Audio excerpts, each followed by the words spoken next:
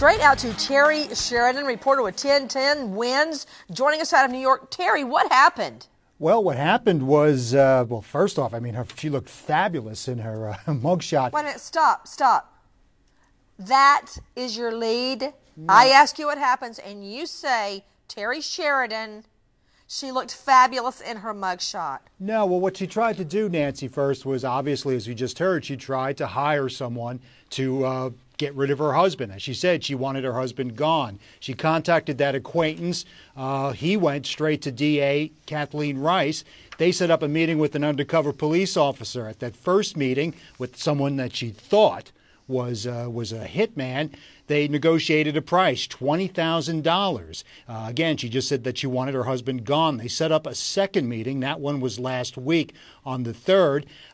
She was given several opportunities, according to the DA, to back out. She puts down a $500 deposit. Wait a minute, Terry, I missed that. She was given several what opportunities? Several opportunities to back out. To back out. You know, sort of like, are you sure you want to do this? So are you sure you want to go ahead? So the cops kind of threw her a bone, the DA, by giving her a chance to say, you know what, this is a crazy idea. I don't want to do it. I still love him. Just anything. Right. Or, you know, we're going to go ahead with it. Are you sure this is what you... But she wanted to go straight ahead, and that's what she did. Okay, you know, Terry Sheridan, I stand corrected. She looks great in her mugshot, and she should, because she paid a lot of money for this. Out to the lines, Becky in Pennsylvania. Hi, Becky. Hi, Nancy. I had called you a couple of months ago before Christmas asking my mom for your book, and she got it for me, and it was awesome. So I just wanted to tell you that. And, Thank you.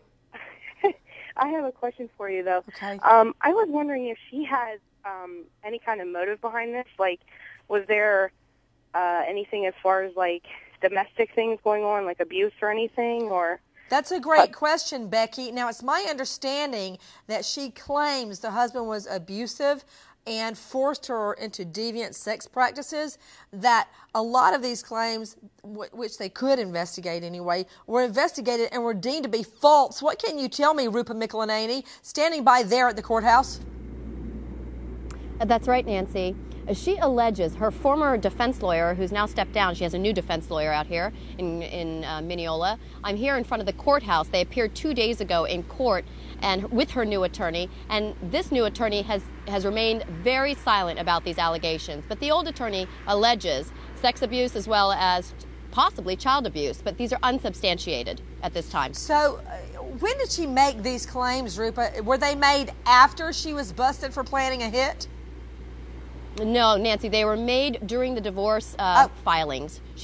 During the divorce? In the last 1.5 years. She sat on alleged child abuse claims until it came time to draw the line down the mansion and divvy up the assets. Then suddenly he had abused the children. Am I getting the picture correctly, Rupa? Absolutely, Nancy. And not only this, those allegations were investigated by Child Protective Services, and the children were interviewed, and they said there was no abuse going on. Okay, Rupa, while I've got you there in front of the courthouse, she had 4 children. What are their ages? Do you know? The two minor children that are still living at home are 11 and 16. The 2 older children, I believe, are in college. We do not know their ages. So all 4 of them are of an age where they could speak to investigators.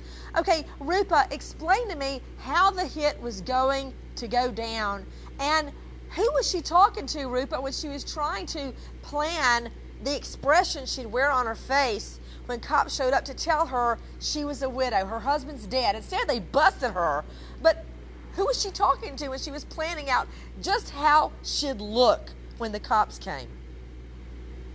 She was talking to a Nassau County police officer who was undercover posing as a hitman. She believed she was talking to a hitman, Nancy.